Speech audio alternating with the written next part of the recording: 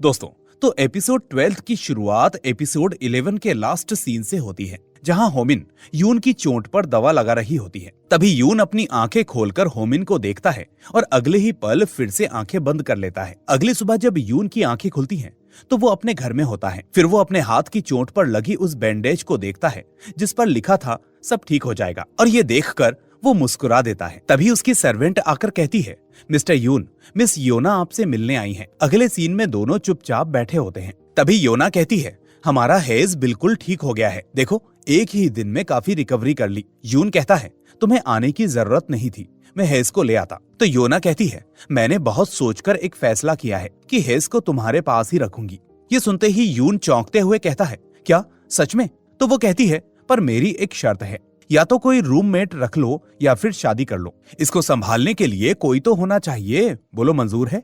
तो यून बिना एक पल गवाए कहता है, मंजूर है। वहीं शहर में कहीं एक लेडी मिस पार्क अपने क्लाइंट को बता रही होती है कि हमारा हार्ट लॉजिक बाकी मैरिज ब्यूरो से काफी अलग है। यहाँ पर एआई की मदद से आपकी पर्सनैलिटी का डेटा तैयार किया जाता है। इससे आपको बेहतर जोड़ीदार मिलने के चांसेस काफी बढ़ जाते हैं। साथ ही हमारी खासियत यह है कि लोग एक दूसरे की फोटो और प्रोफाइल बिना देखे ही मिलते हैं। फिर क्लाइंट कहता है, बिना देखे मिलते हैं मतलब? तो वो कहती है, हाँ, क्योंकि बिना जानकारी के मिलने पर सफल होने की संभावनाएं ज्यादा होती है। तभी उसकी बच्ची आकर कहती है, मम्मा सुसु आई है। और मिस पार्क हड़बड़ाते हुए धीरे से कहती है, पापा को बोलो। ये सुनते ही बच्ची चली जाती है। अगले सीन में उसका हस्बैंड मिन्सन आकर कहता है कि मैं जा रहा हूँ, आज एक ही मीटिंग है तो जल्दी आ जाऊंगा। तो पाक कहती है, ठीक है, पर आते हुए बच्ची को तो ले आओगे ना, मुझे वो सांगमिन के साथ डिनर पर जाना है। तो वो कहता है, हाँ ले आऊंगा। पर फिर वो पूछता है, वैसे मुझे जानना था कि उस आदमी के साथ तुम्हारा क्या रिश्ता है, मतलब कि बात आगे बढ़ी या नहीं? तो पाक कहती है, मैं अपनी लव लाइफ के बारे में तुम्हें क्यों बताऊं, लीगली मेरे पति हो तो ऐसा करना ठीक भी नहीं होगा। तो वो कहता है, ठीक है, कोई बात नहीं। अब रात में मिन्सन कुछ बैग्स लेकर घर से बाहर आता है तो देखता है कि पाक किसी दूसरे आदमी के साथ है और वो दोनों हक कर रहे होते हैं। फिर 1 घंटे बाद मिन्सन घर पर आता है तो पाक कहती है, तुम तो कचरा फेंकने गए थे, और ये क्या तुम पीकर आए हो? तो वो कहता है, हाँ थोड़ी सी पी ली। फिर वो पाक के पास आकर बैठ जाता है और कहता है, लगता है तुमसे प्यार हो गया है, जब भी तुम किसी और से मिलने जाती हो तो मुझे जेलसी होती है। पाक चौंकते हुए कहती है, पर ये तो कॉन्ट्रैक्ट के खिलाफ है। तो वो कहता है, को पेरेंटिंग कॉन्ट्रैक्ट,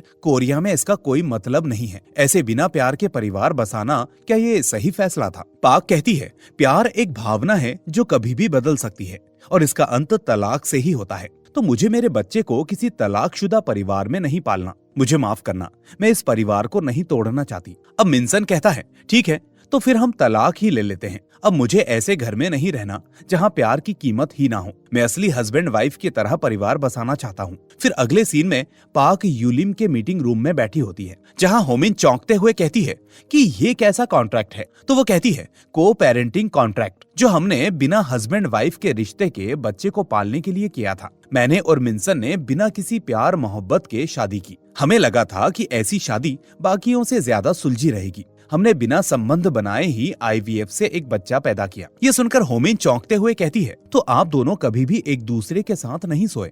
पाक कहती है, एक बार भी नहीं। और फिर वो बताने लगती है कि मिन्सन से वो अमेरिका में मिली थी। वहाँ काफी लोग थे जो मानते थे कि प्यार से शादियां टूट सकती हैं। एक ऐसा प्लेटफॉर्म भी था जहाँ पर ऐसे ख्यालात के लोग मिलते हैं। वहीं पर मिले थे हम। असल में हम दोनों ही एक तलाकशुदा परिवार में पले हैं, तो पहले से पता था कि प्यार करने वालों की शादियां कितनी उलझी होती हैं। और ये समझने के बाद ही वो प्लेटफॉर्म ज्वाइन किया था। और कमाल की बात तो ये है कि वहाँ के कई राज्यों में इस कॉन्ट्रैक्ट को लीगल माना जाता है, पर हमारे कोर्ट में ऐसे कॉन्ट्रैक्ट की मंजूरी मिलने की संभावना ना के बराबर है। अगर कोर्ट ने इसे सामाजिक हित के खिलाफ मान लिया तो कॉन्ट्रैक्ट खारिज हो सकता है। ये सुनकर पाक चौंकते हुए कहती है, पर हमारे समझौते में समाज की बुनियादी नैतिकता को हिलाने जैसा कुछ भी नहीं है। होमिन कहती है, हाँ मैं समझ रही हूँ, लेकिन आपके पति ने कॉन्ट्रैक्ट का उल्लंघन कैसे किया? तो वो कहती है, मेरे पति को मुझसे प्यार हो गया है, वो अब बाकी पति पत्नी की तरह रहना चाहता है, पर मेरा ऐसा कोई इरादा नहीं है। उसे तलाक चाहिए, पर मुझे तलाक नहीं लेना।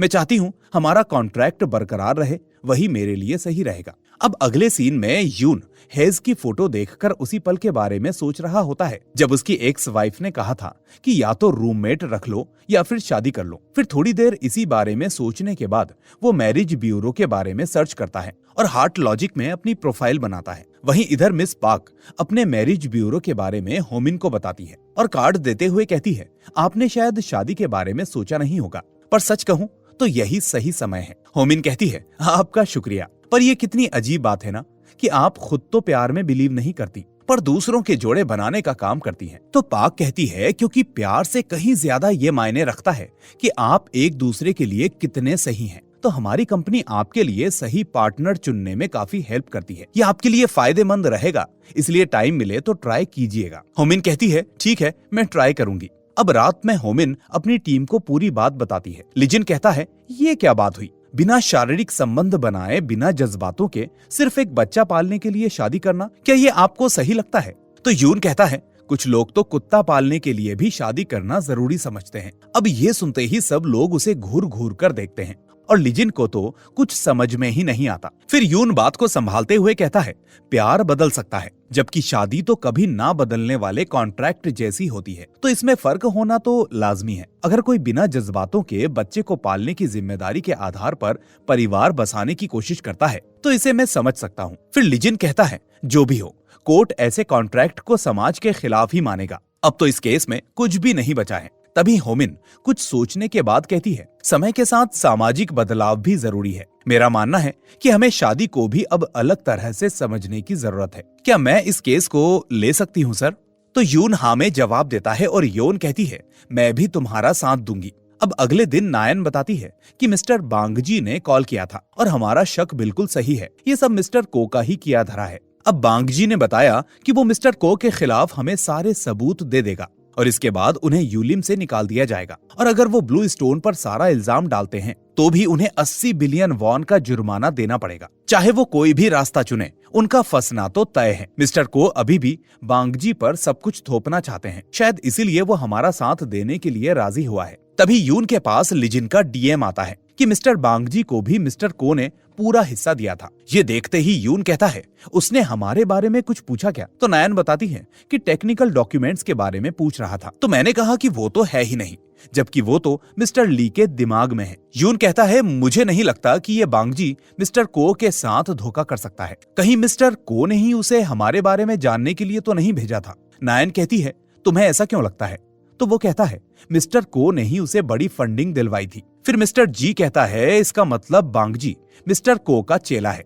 तो नायन कहती है, परसों शाम 4 बजे वो सारे सबूत देने के लिए मिलने वाला है, तो सच क्या है पता चल ही जाएगा। अब यून भी हाँ में जवाब देता है। अब यून वापस अपने ऑफिस की ओर जा ही रहा होता है तो रास्ते में लिजिन उसे रोक लेता है और कहता है, काम के बाद कहीं पीने चलें क्या? तो यून कहता है, क्यों, कोई खास बात है क्या? तो वो कहता है, हाँ, मेरी लाइफ का सबसे खास दिन है और हाँ, वो होमिन को भी साथ में लेना है। अब ये सुनकर यून चौंकते हुए कहता है, पर उसे क्यों?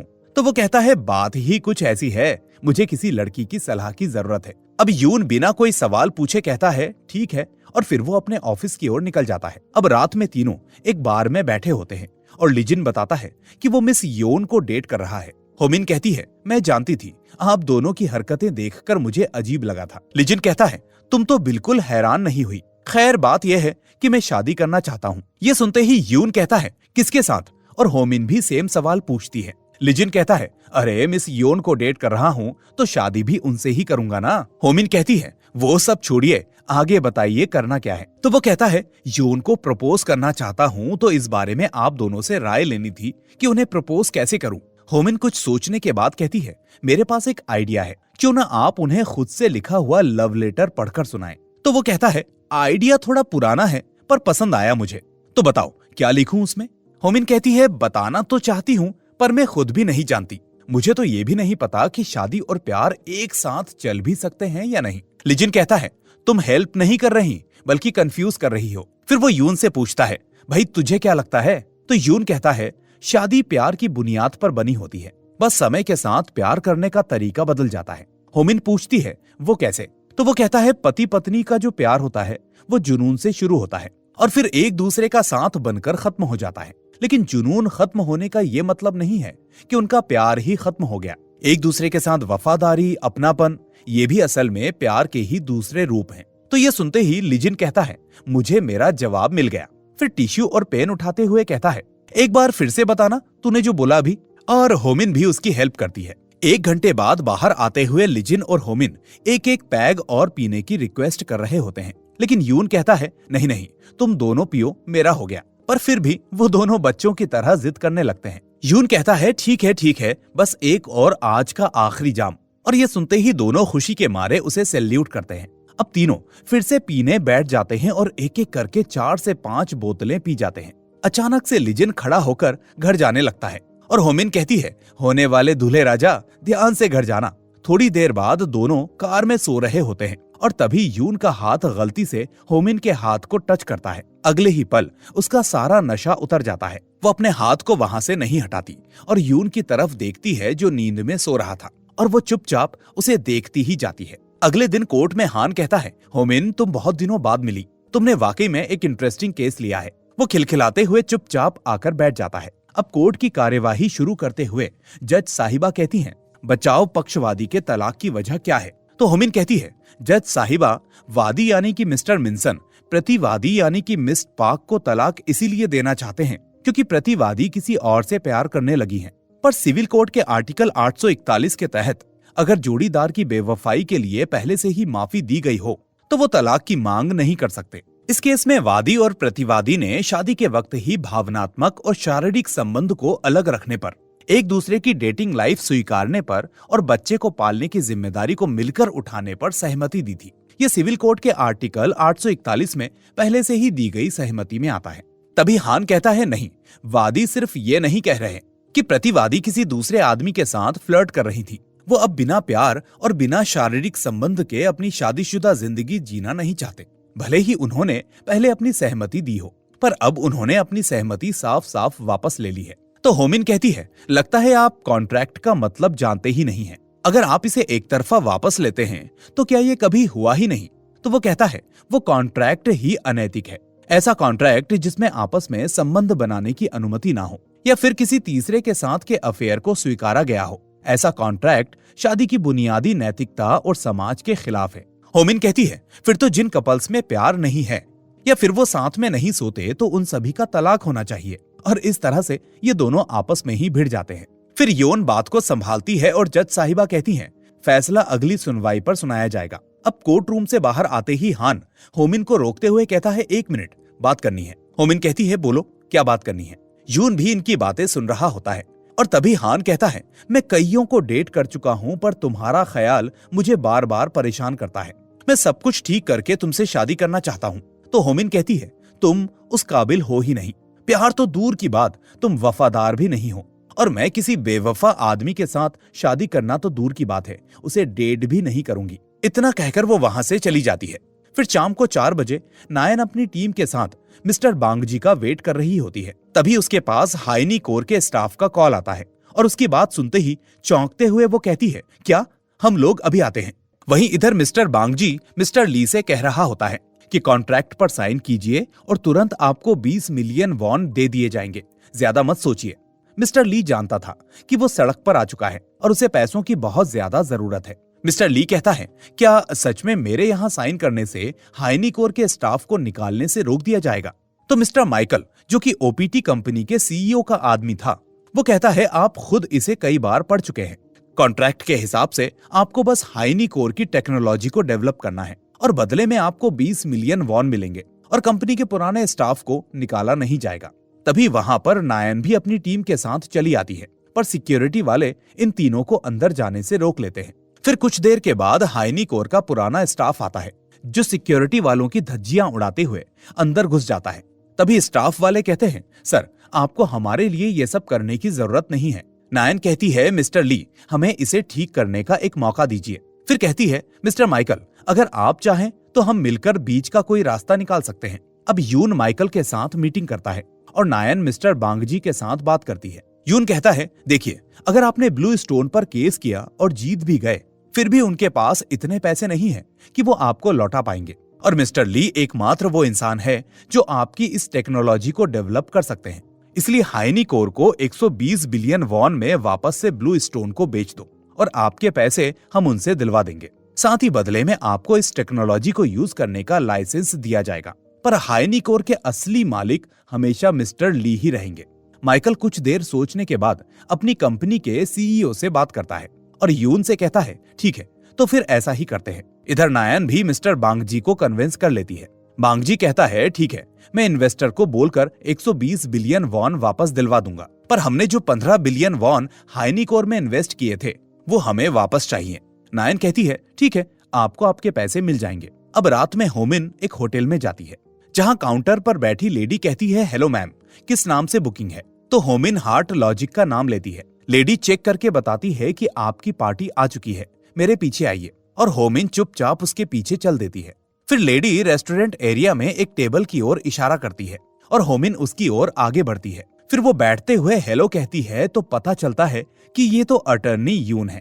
यहाँ दोनों एक दूसरे को देखकर चौंक जाते हैं। होमिन कहती है, अरे यून सर आप यहाँ कैसे? कहीं आप भी हार्ट लॉजिक में तो? तभी यून उसकी बात को काटते हुए कहता है, जो मैं सोच रहा हूँ वही है क्या? तो वो कहती है, हाँ मुझे तो ऐसा ही लग रहा है। फिर अगले ही पल यून कॉल करता है और कहता है, मेरे सामने एक ऐसी लड़की आकर बैठी है जो मुझसे 11 साल छोटी है और उसकी पहले कभी शादी नहीं हुई, जबकि मैंने तो अप्लाई करते समय लिखा था कि मुझे अपनी उम्र की और तलाकशुदा औरत चाहिए। तो एम्प्लॉय कहती है, देखिए जिस तरह का साथी आप चाहते हैं हमारा एआई आपके स्वभाव और पसंद के हिसाब से आपके लिए बिल्कुल वैसा ही इंसान ढूंढता है जैसा आपको चाहिए। और सर हमारे एआई की जांच के हिसाब से आप दोनों एक दूसरे के लिए एकदम सही मैच हैं, इसलिए हमने आप दोनों को मिलवाया है। यून कहता है, जो हुआ सो हुआ, पर अगली बार अगर आपने ऐसा किया तो मेंबरशिप कैंसिल कर दूंगा। एम्प्लॉय कहती है, ठीक है सर अगली बार हम एआई की बजाय आपकी पसंद को ध्यान में रखेंगे। पर जब आप दोनों मिल ही गए हैं तो साथ में खाना खाकर कुछ पल साथ में बिताने के बाद ही जाइएगा। यून कहता है, नहीं नहीं ऐसा करना सही नहीं होगा, और फिर वो फोन काट देता है। तभी होमिन के पास कॉल आता है और पूरी बात सुनने के बाद वो कहती है, नहीं तो मुझे तो लगता है कि आपने बिल्कुल सही इंसान को भेजा है। फिर मुस्कुराते हुए उनका शुक्रिया करती है और कॉल काट देती है। तभी वेटर ऑर्डर लेने के लिए आती है और यून उसे रोककर होमिन से कहता है कि मुझे लगता है कोई गलतफहमी हुई है, पर तुम खाना खाकर ही जाना, बिल का पेमेंट मैं कर दूंगा। और वो खुद उठकर वहां से जाने लगता है। तो होमिन उसे रोकते हुए कहती है, खाना खाकर जाइए ना, ये जगह सच में कमाल की है, और वैसे भी अभी तक आपने खाना तो खाया नहीं होगा। यून कहता है, मुझे भूख नहीं है। तो दुखी होकर वेटर से खुद के लिए खाना मांगती है। वेटर कहती है, माफ कीजिएगा पर हम 2 या 2 से ज्यादा का ही ऑर्डर ले सकते हैं। तो होमिन कुछ सोचने के बाद कहती है, फिर 2 का खाना दे दीजिए। वेटर कहती है, पर ये टेबल तो 2 इंसान के लिए है, तो अकेले बैठकर नहीं खा सकते, क्या मैं आपके लिए दूसरी टेबल अरेंज कर दूं? तभी यून बीच में टोकते हुए कहता है, सुनिए 2 लोगों के लिए खाना दीजिए। फिर थोड़ी देर बाद दोनों बैठकर खाना खा रहे होते हैं। तो होमिन कहती है, आप मुझे पसंद क्यों नहीं करते? तो यून कहता है, मैंने ऐसा कभी नहीं कहा, बस हमारी जोड़ी नहीं बनेगी। तुम मेरी जूनियर हो, उम्र में छोटी हो और पहली शादी है तुम्हारी। होमिन कहती है, मुझे नहीं पता था कि ये सब खराब बातें हैं। यून कहता है, ये अच्छी और खराब की बात नहीं है। होमिन कहती है, इसका मतलब मैं बहुत ही ज्यादा अच्छी हूँ, है ना? मतलब होमिन यून के लिए बहुत ही ज्यादा अच्छी है। ये सुनते ही यून उसे चौंकते हुए देखता है तो वो कहती है, चिल करो, एक दिन साथ में रहने से शादी नहीं हो जाती। एक दिन के लिए तो डेट पर जा ही सकते हैं। वैसे भी आज का दिन तो आपके लिए खाली ही होगा, तो डिनर के बाद क्या करें? यून कहता है, क्यों, कुछ करना जरूरी है? तो वो एकदम से कहती है, कैसी बातें कर रहे हो यून? तो यून चौंकते हुए कहता है, यून? जिस पर वो कहती है कि मैं अगर आपको डेट पर यून सर कहूंगी तो अच्छा नहीं होगा ना? फिर वो कहती है, तो यून आज का बिल आप ही पे करने वाले हैं ना? तो यून कहता है, हाँ। तो वो कहती है कि उसके बदले मैं अगर आपको 1 कप कॉफी नहीं पिलाऊंगी तो सही नहीं होगा। यून कहता है, मुझे कोई फर्क नहीं पड़ता। तो वो कहती है, पर मैं तो बुरा मान जाऊंगी ना? फिर वो कहती है कि आज का मौसम मुझे कॉफी के हिसाब से सही नहीं लगता, इसलिए हम दोनों पार्क में घूमकर बियर पीने चलें। ये सुनकर यून मुस्कुराता है। तो वो कहती है, आप हंसे मतलब इसे मैं हाँ समझूं। अगले सीन में दोनों घर की ओर जा रहे होते हैं और यून उसे पूरी बात बताता है। होमिन कहती है, तो आपको इसलिए शादी करनी है और ऐसी पार्टनर चाहिए जो कुत्तों से प्यार करती हो। तो वो कहता है, अभी तक श्योर नहीं हूँ कि मुझे कैसी पार्टनर चाहिए। वो ऐसी हो जिसे मैं पसंद करूं और वो मुझसे अपनी सारी बातें शेयर करे। फिर थोड़ी दूर चलते ही अचानक होमिन की हील टूट जाती है। यून कहता है ठीक है, तो फिर अब घर चलते हैं। तो हड़बड़ाते हुए वो कहती है नहीं नहीं, थोड़ा और चलते हैं ना, मौसम भी कितना अच्छा है। यून कहता है ठीक है, तो मेरा हाथ पकड़ लो, और होमिन उसका हाथ थामकर चल देती है। फिर वो पूछती है वैसे परफ्यूम बदला है क्या आपने? तो यून कहता है हाँ। होमिन पूछती है पर क्यों? तो वो कहता है कि नई कहानी शुरू करने के लिए। घर आने के बाद होमिन अपने दोस्तों को पूरी बात बताती है। तो सियोला कहती है अच्छा है, यहीं से तो प्यार की शुरुआत होती है। तो वो कहती है वो मेरे सीनियर हैं, कैसी फालतू बातें कर रही हो। लेकिन सियोला कहती है पर तेरा चेहरा तो कुछ और ही कह रहा है। खैर, अब अगले दिन मिस्टर किम कह रहे होते हैं तो तुम्हारा कहना है कि मिस्टर को कंपनी से निकालने के लिए तुम्हें मेरे वोट की जरूरत है। तो नायन कहती है देखिए सर, ये हमारी यूलिम की इमेज और उसके वजूद का सवाल है। फिर किम कहता है मैं तुम्हारी बात समझ गया, लेकिन मुझे थोड़ा वक्त चाहिए। फिर नायन कहती है ठीक है, आप मुझे सोचकर बता देना। अब किम कहता है जब तक मैं फैसला ना सुना दूं तब तक कोई कदम मत उठाना। और नायन कहती है जी सर, मैं समझ गई। अब अगले सीन में किम मिस्टर को के साथ बातें कर रहा होता है। तभी मिस्टर को कहते हैं कि कई दिनों से मेरा पीछा कर रहे हो, पर कह नहीं पा रहे कि क्या हुआ है। क्या नायन तुमसे मिलने आई थी? तो वो कहता है हाँ, पर आपको याद है जब हमने यूलिम शुरू किया था तब मैंने आपसे पूछा था कि मेरे कुछ ना करने के बाद भी मुझे खुद से ज्यादा शेयर क्यों दे रहे हो? तो आपने कहा था कि तुम्हारे शेयर यूलिम का आखिरी सुरक्षा कवच बनेंगे। तब आपने सोचा था कि अगर भविष्य में आप कभी बदल जाएं तो मैं सुरक्षा कवच बनकर कंपनी को बचा लूंगा। आप चाहते तो हमारे बीच शेयर को ऐसे बांटते कि आपको चाहकर भी कोई निकाल ना पाए, पर आपने ऐसा नहीं किया। मिस्टर को कहते हैं हाँ सही कहा, तुम्हें इसीलिए चुना था क्योंकि मुझे तुम पर पूरा विश्वास था कि तुम यूलिम के लिए बिना किसी मतलब के सही फैसला लोगे। किम कहता है कि मैं जानता हूँ कि मैं काबिल वकील नहीं हूँ, पर मुझे इंसानों को पहचानने की परख है। मुझे लगता है अब यूलिम को बचाने का समय आ गया है। दोपहर में होमिन की माँ उसके डैड के साथ मार्केट से आते हुए कहती है लगता है होमिन आई है। फिर पास आती है तो कहती है ये कपड़े तो पहले कभी नहीं देखे, पर तुम पर बहुत सूट कर रहे हैं। अब गेट खोलते ही कहती है अंदर आ जाओ। फिर अंदर आती है तो पूछती है तुमने खाना खाया? तो वो कहती है खाना तो नहीं खाया। अब उसकी माँ हंसते हुए कहती है पहले चेरी को खाना दे आती हूँ, फिर हम साथ में खाते हैं। तभी वो उसे मौसी कहकर बुलाती है और कहती है मेरे अचानक आने से आपको बुरा लगा? ये सुनते ही उसकी माँ चौंक जाती है कि ये तो होजू है और पूछती है तुम बात कर सकती हो, मुझे सुन पा रही हो? तो होजू कहती है मैं होठों से पढ़ सकती हूँ, और फिर वो उसे एक बैग थमा देती है। अब उसकी माँ उसका शुक्रिया करती है तो वो जाने लगती है। लेकिन तभी उसकी माँ कहती है रुको होजू, क्या हम फिर से मिल पाएंगे? मैंने साइन लैंग्वेज सीखी है ताकि जब तुमसे मिलूं तो बात कर सकूं। तुम्हारी माँ को माफ कर देना बेटा, मुझे बहुत अफसोस है। ये सुनकर होजू की आंखें भी नम हो जाती हैं और वो साइन लैंग्वेज में भी बताती है कि वो आज तक इसीलिए मिलने नहीं आई क्योंकि उसे लगा कि शायद उसकी माँ बुरा मान जाएगी, पर आज वो बहुत खुश है। ये सुनते ही उसकी माँ उसे गले लगा लेती है और उसके डैड की आंखें भी नम हो जाती हैं। अगले दिन नायन मिस्टर को के ऑफिस में होती है, जहां मिस्टर को कहते हैं कि मैं इस्तीफा देने के लिए तैयार हूं और मुझे लगता है अब यूलिम को नए लीडर की जरूरत है, पर यह ओहदा ऐसा है जो तुम्हें अपने रास्ते से भटकाने की पूरी कोशिश करेगा। नायन कहती है आप चिंता मत कीजिए, मैं ऐसा नहीं होने दूंगी। मिस्टर को कहते हैं मेरी सलाह है कि तुम यून के साथ काम करने की कोशिश करो, तुम जैसी लेडी के लिए इसका साथ फायदेमंद साबित हो सकता है। नायन कहती है सलाह देने के लिए आपका शुक्रिया, और वो उठकर जाने लगती है। तभी मिस्टर को कहते हैं यूलिम का ख्याल रखना, और नायन कहती है जी बिल्कुल सर। फिर ऑफिस से बाहर आते ही यून कहता है आपने अच्छा संभाला। तो नायन कहती है मिलकर इसे और बेहतर बनाएंगे। अब कोर्ट में जज साहिबा फैसला सुनाती है कि वादी और प्रतिवादी की दलीलों को सुनने के बाद अदालत तलाक को मंजूर करती है। अब ये सुनकर होमिन थोड़ी दुखी हो जाती है। फिर कोर्ट से बाहर आने के बाद यून मिस पार्क से कहता है कि इस फैसले ने शादी को बस प्यार माना है, पर मैं ये मानता हूँ कि जिम्मेदारी भी शादी का एक अहम हिस्सा है।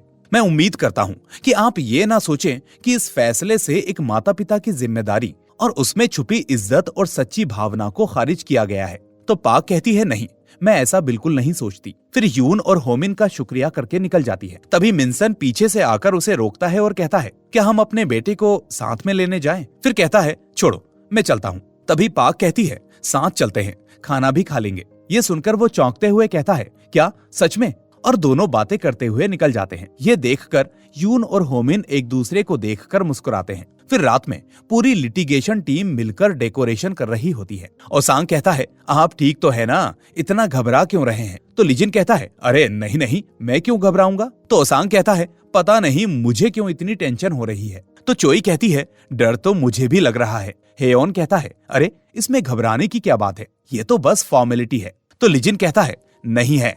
अब ये सुनकर सब लोग चौंक जाते हैं और हेयोन कहता है, मतलब वो मना भी कर सकती हैं? तो लीजिन कहता है, हाँ कर सकती है। हेयोन कहता है, तो भाई आपने किस कॉन्फिडेंस में हमें बुलाया? तो लीजिन कहता है, अरे अगर हाँ बोलेगी तो विटनेस भी चाहिए ना, खासकर अटर्नी यून और तुम जैसे वकील साथ हो तो बात में दम आ जाता है। अब पूरी तैयारी हो जाने के बाद होमिन यून की आंखें बंद करवा के यहाँ पर लाती है। सब लोग उसे देखकर रेडी हो जाते हैं और आंखें खोलते ही सब लोग तालियां बजाते हैं और लिजिन उसे अपनी लिखी लाइनें पढ़कर सुनाता है। फिर घुटनों के बल बैठकर रिंग दिखाते हुए कहता है, क्या तुम मुझसे शादी करोगी? तो ह्योन उसका प्रपोजल एक्सेप्ट कर लेती है। फिर दोनों गले मिलते हैं और सब लोग फिर से तालियां बजाते हैं। अब सारे साथ में बैठकर ड्रिंक्स एंजॉय करते हैं। फिर पार्टी खत्म होने के बाद यून घर की ओर जा रहा होता है। तभी उसे रास्ते में होमिन मिल जाती है। यून उसे देखकर मुस्कुराता है तो वो भी स्माइल करती है। फिर दोनों बैठकर बातें करने लगते हैं। होमिन एक्साइटेड होते हुए कहती है, मेरे साथ डेट पर मजा आया ना? तो वो कहता है, हाँ डेट अच्छी थी, उम्मीद तो नहीं थी कि दिल को इतना सुकून मिलेगा। ये सुनकर होमिन काफी खुश होती है। फिर वो कहती है कि आज तक इतने केसेस लड़े, सब में प्यार की अलग अलग परिभाषाएं थी, पर मुझे अभी तक समझ में नहीं आया कि असल में प्यार होता क्या है। फिर पूछती है, आपके लिए प्यार क्या है? पर इससे पहले कि यून इसका जवाब दे पाता, ये एपिसोड और इस ड्रामा का पहला सीजन यहीं पर खत्म हो जाता है। तो दोस्तों, जल्द ही मैं इस ड्रामा का सीजन 2 भी आप लोगों को एक्सप्लेन करूंगा। लेकिन अगर आपको ये पूरा ड्रामा पसंद आया है तो इस वीडियो को लाइक करना मत भूलना और साथ ही इसको हाइप भी कर देना, ताकि हम लोग अपनी ऑडियंस को रीच कर सकें और मैं आप लोगों के लिए ऐसे ही बेहतरीन ड्रामा लाता रहूं। साथ ही चैनल को सब्सक्राइब करके बेल आइकन भी दबा दीजिए ताकि कोई भी वीडियो आपसे मिस ना हो। तो दोस्तों, मैं मिलूंगा आपसे अब अगले ऐसे ही ड्रामा के साथ। टिल देन, अपना और अपनों का ख्याल रखिए एंड थैंक्स फॉर वॉचिंग।